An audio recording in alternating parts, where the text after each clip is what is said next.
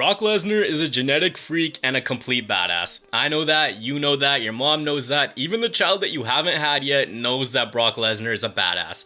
But back in 2007, maybe the entire world didn't know just what the dude from the scripted world of WWE was capable of. See, Brock Lesnar had a historic rise in the WWE in 2002.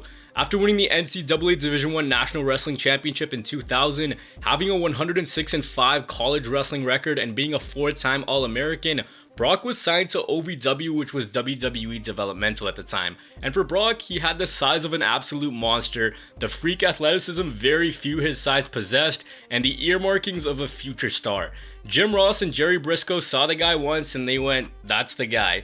Jim Ross has been quoted saying that I saw Brock in his junior year of college in the NCAA tournament, and Jerry and I both agreed that it had been years since we had seen anyone that big, that quick, that agile, that had the sports entertainment look that you really couldn't take your eyes off of.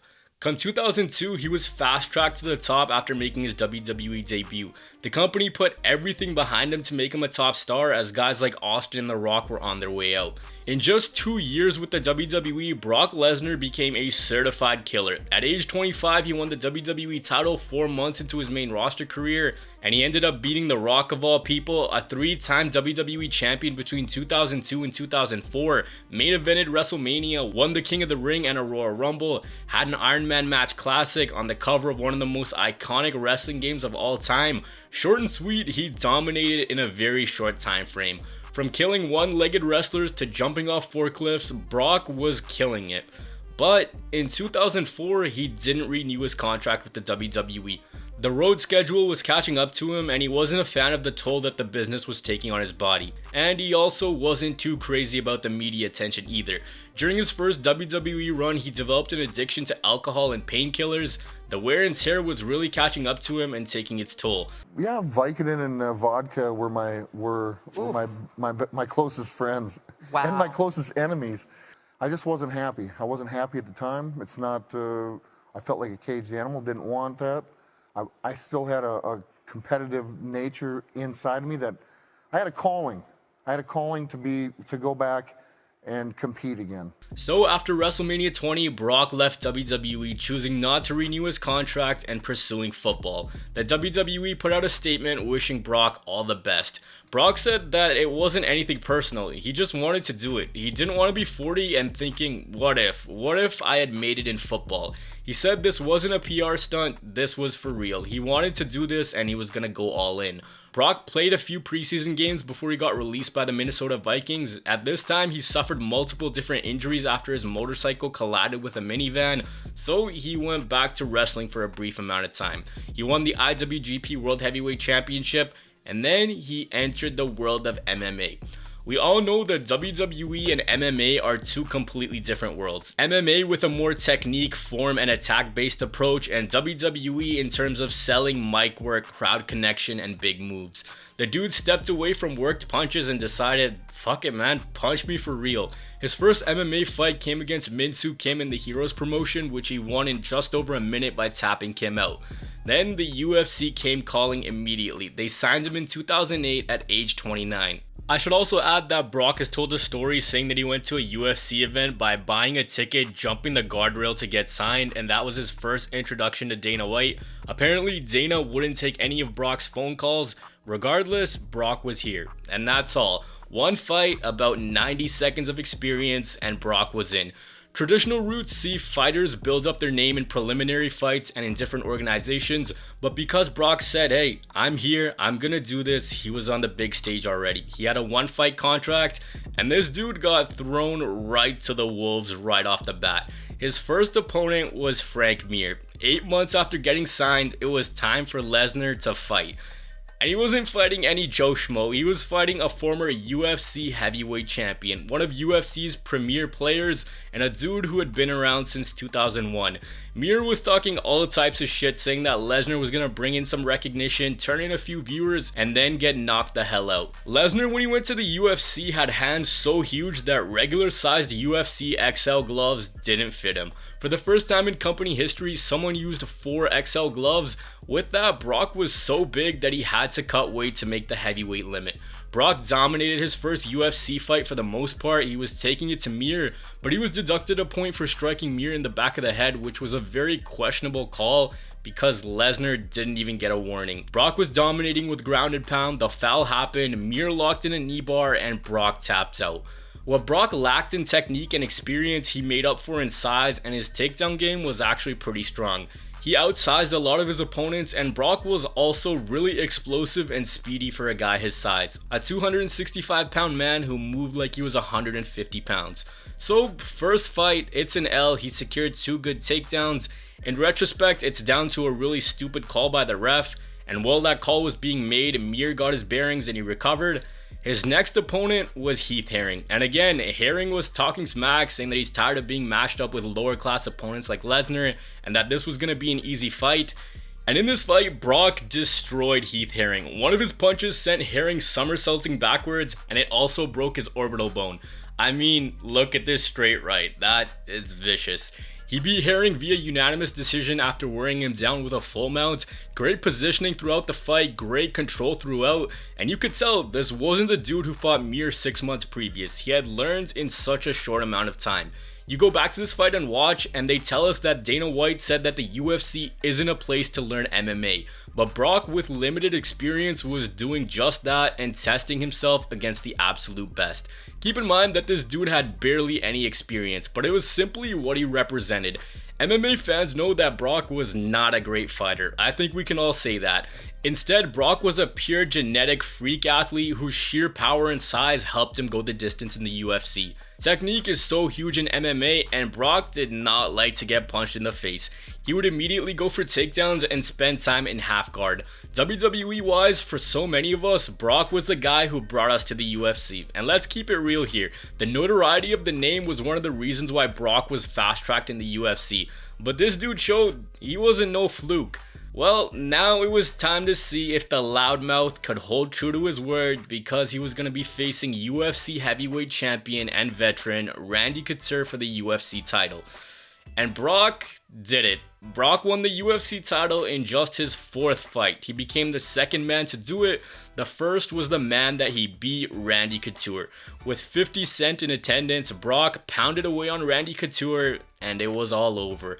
Brock Lesnar had done it. Your new UFC heavyweight champion of the world. He had beaten a Hall of Famer, and it was right there in front of our eyes. Not too bad for a wrestler. Maybe not the best technique, because Brock was a really straight line attacker, but the size and sheer body width helped him a ton, especially when it came to takedowns. Following the UFC title win, it was a rematch with Frank Mir, and now Brock was making waves. The fight became the company's highest bought card up until that point, with 1.6 million pay-per-view buys. And yo, Mir was fucked up. Brock left him a bloody mess. Like, he delivered some of the hardest ground and pound that I've ever seen. And he was still the reigning UFC heavyweight champion.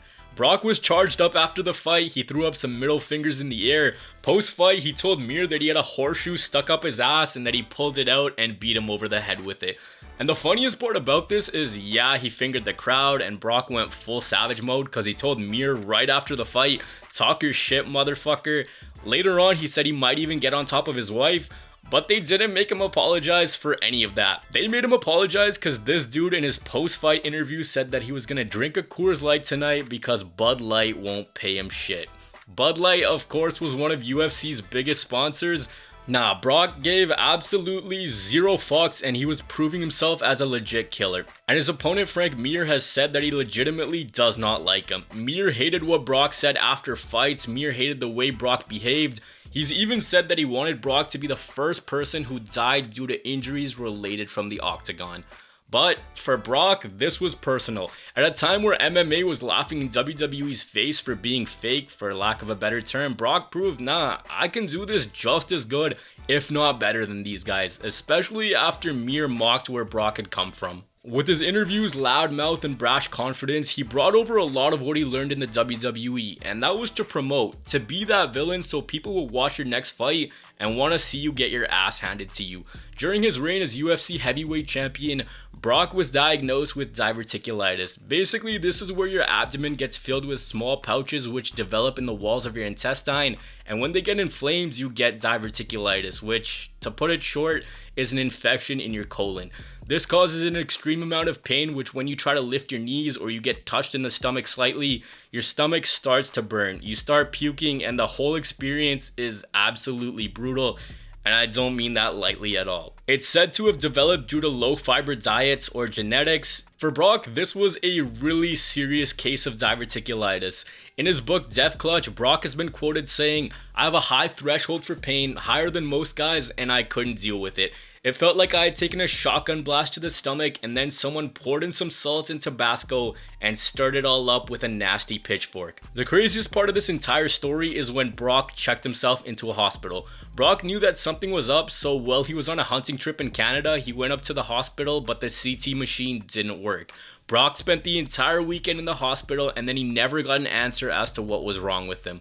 So Brock and his wife crossed the border and they went to the nearest hospital, which was in North Dakota, 4 hours away.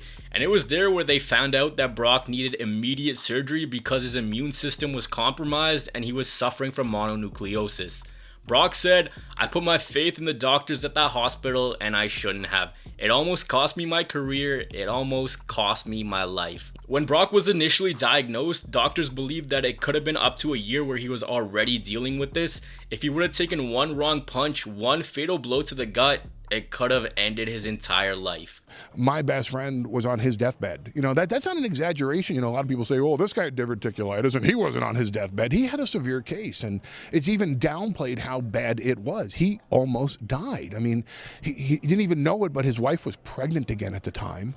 And here she is, carrying his unborn child, and he ends up getting ready for the first scheduled fight with Carwin, and this comes down on him, and it came down real quick and real heavy, and the prognosis was not good at first. It's been downplayed just because how do you really explain the severity of what he went through? And my friend was on his deathbed, and they told him that his career was over. Brock took a year away because of the condition, and his first fight back was against Shane Carwin. Carwin had a 12-0 MMA record at that point, and no one had made it out of the first round against him. He came out balls to the wall against Lesnar, and he dominated in round 1, and honestly, that fight should have been stopped right then and there because Brock just got torn into. But it continued into the second round where Brock was able to overcome a visibly tired Carwin, recovered, put him in a triangle choke, made him tap, and he became the undisputed UFC heavyweight champion of the world. Legit the baddest man on the planet at this point, and he had become UFC's first true mainstream star. For some MMA purists, it was really annoying. Really, the dude from WWE is the face of UFC. I remember reading message boards and forums that were preying on Lesnar's downfall and that he'd be exposed as a fraud. But no, even after a procedure, he was still dominating. Brock was making waves, helping the UFC grow its reach because at this time, UFC wasn't what we know it as today. And things just got bigger for Brock and the company, and more fans started to tune in. But now it was time for his biggest test. Cain Velasquez, 8-0 in the prime of his career, and he had a much superior striking game than Brock Lesnar. With his health really bad, it was a question as to if Brock could keep going, and the answer to that was unfortunately no. Brock had some offense early in the fight, but Cain took it to Brock once Brock went for a takedown, missed it, spun around, and it was game over from there. Brock had dominated opponents with his size, then forced them into submission, but against Cain, it didn't go his way. Cain had the much better technique, and Brock lost the UFC heavyweight title. The look on Dana's face after Brock lost, priceless. His biggest cash cow had lost, and now it was a question as to what was next. After this, Brock was supposed to fight Junior Dos Santos at UFC 131, but that didn't end up happening. He had surgery on his colon because diverticulitis had gotten that bad, but he made the promise. He wasn't going to retire just yet, and he didn't. 6 months after having surgery, he was back to fight Alistair Overeem. Overeem landed multiple shots to the area that Brock had surgery on, and you could visibly see the wind escape Brock. After the kick to the liver, it was over. Brock took his second straight loss, and from here he said goodbye to the UFC, returned to the WWE under a much lighter schedule.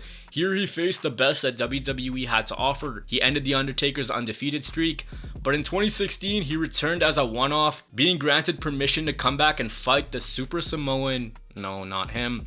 Brock fought Mark Hunt. He won that fight, but it was later ruled a no contest because Brock had failed a drug test. And that's his UFC career. What he did was he proved that he was a complete badass and a freak of nature. Brock's legacy in MMA is one of the biggest draws that sport will ever see. Yeah, a lot of it was because of WWE, but he brought so many new eyes to the promotion.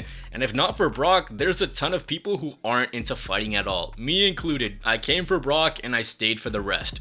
Brock didn't go the conventional route. He told Dana White, nah, I'm doing this. I'm fighting your best fighters. I'm going to show you that I can do this. He didn't have preliminary fights like a lot of other MMA fighters, but he still dominated. 5 of his 8 UFC fights had a buy rate of 1 million or above, and his name helped the UFC establish a bigger brand name worldwide. A UFC record of 4-3 and an overall MMA record of 5-3. It took a health condition to really stunt his momentum, and I don't want to make excuses for the guy, but it's a question of what if. What if he doesn't have a serious condition that almost costs him his life? It's also a question as to what if he started doing this earlier? Seriously, if Brock started in the MMA earlier with better coaching, more time to perfect his ground game, and his striking was a little bit more fleshed out, he could have been so much bigger. His takedowns were probably his strongest aspect, I'd say. His natural attributes were absolutely terrifying, and his wrestling was no joke. Like Brock Lesnar, man. I swear that if Brock Lesnar got into mixed martial arts right out of college, well, went college wrestler, right into training, really learned striking, and learned slowly, like took some small fights. Like John Jones did. Yeah, and then, but really learned striking instead of like spending all that time doing WWE, which I'm sure he made a fuckload of money. Oh, well, yeah. I mean, good Way for more. him. That's all great and everything like that, but man, I think he could have been one of the all-time greats. I really do. He became one of the biggest stars that UFC has ever seen, and this dude didn't fight a bunch of scrubs in the UFC either. Beating Mir, Couture, Carwin, that's no light work. This guy went up against the best and people who had way more experience than him. When Brock was given a world title shot, it wasn't because that people thought he could win. It was because people thought that Couture was gonna humble him. But no, he proved everyone wrong. I know the WWE fan base and some people still don't particularly like Brock, and I'm not asking you to, you don't have to, but you have to at least respect what he's done. A while back, I made a video called The Underappreciated Genius of Brock Lesnar. In that video, I talked about the spectacle of Brock Lesnar. It's one of a kind, it's something that we're never gonna see again. His selling is great, his in-ring work is smooth, his look is recognizable, and most importantly, his legitimate pedigree is unmatched, especially in the WWE. So many people have tried, but as CM Punk has shown us, it's not that easy. And this guy did it. He's won it all, he's done it all, and from a sheer performer and draw standpoint, he has to be one of the best combat sport athletes ever. You don't gotta like this dude, but if you can't see just how much of a freak of nature he is, I don't know what to tell you. He's the only person to win the NCAA Division I National Wrestling title, hold the WWE World Heavyweight title, UFC Heavyweight title, and the IWGP Championship. Former wrestlers like Ken Shamrock did it, Bobby Lashley, Jake Hager, Batista, but no one with the success and pedigree of Lesnar. Brock was not a typical MMA fighter. Brock was a sheer athlete whose size, strength, and natural ability just translated well. It was almost easy for him to do all of this without much experience. He wrestled at a collegiate level and in WWE, and this dude's work ethic was on full display. He grinded to do this, and so many people try to discredit him even to this day. Brock was a coach on The Ultimate Fighter Season 13, and he gave everyone a speech which every single time I watch it, it makes me laugh my head off. He told the team that when they came in, they were chicken shit, and now they're chicken salad. I just want to clarify this chicken salad issue, all right? You guys were just another fighter, just another 170-pound chicken, but now you guys are chicken salad. Chicken salad, baby. Jokes aside, on The Ultimate Fighter, Brock proved just how dedicated he is to this, just how much he actually respects this. Look at everything, his UFC career, his football career, his WWE career, and now I think we gotta start having the conversation of Brock being one of the greatest pure athletes of all time. I always say this in videos about Brock Lesnar, and that's just to enjoy it. There's not that much more time left with him, and he's an athlete that won't ever be replicated. Was he the greatest fighter in the UFC? Absolutely not. Any MMA fan will tell you that in a heartbeat. He didn't have much of a striking, stand-up, or defensive game, but the dude was intimidating as hell. I just imagine what the person on the other end thought when they were staring down Brock Lesnar.